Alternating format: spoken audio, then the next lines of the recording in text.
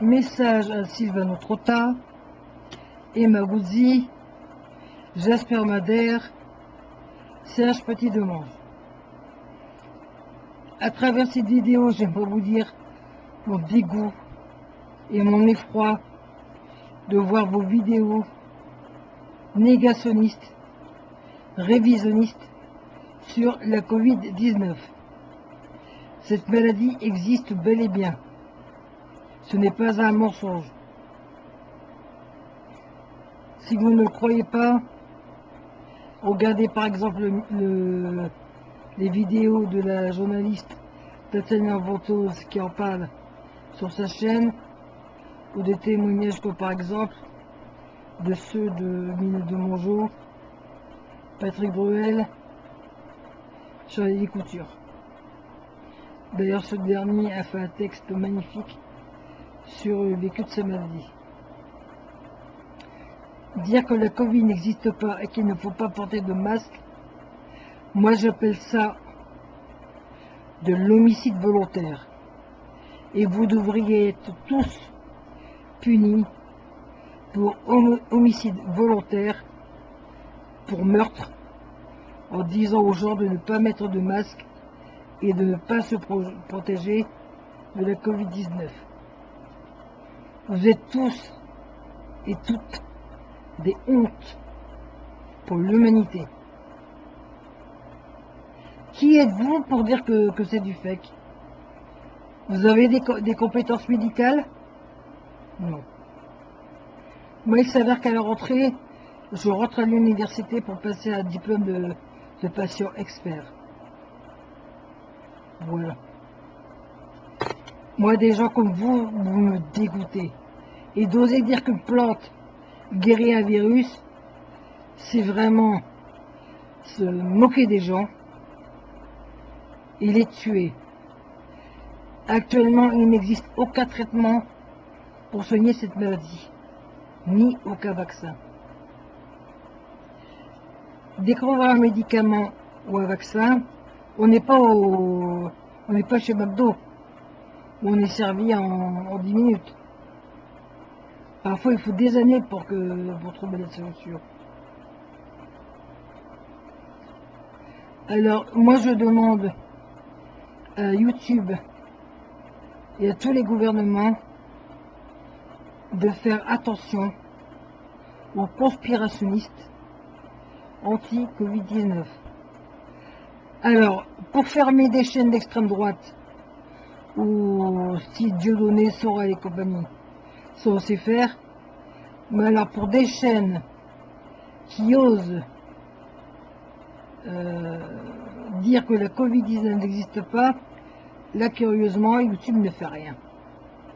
Ce qui est proprement scandaleux et choquant.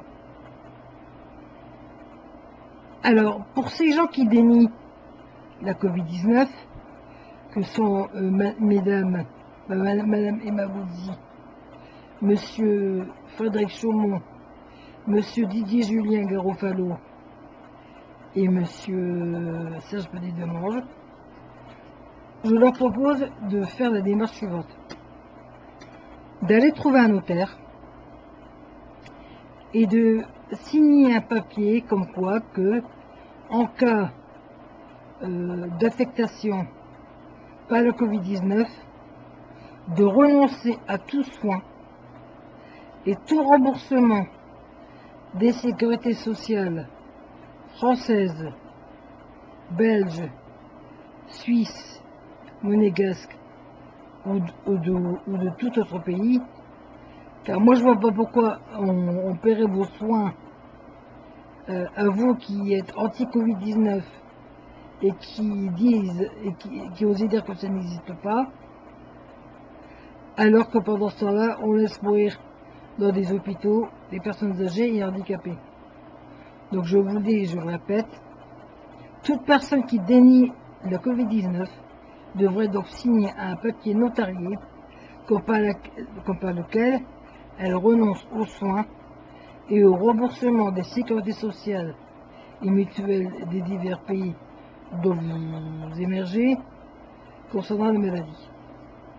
C'est tout.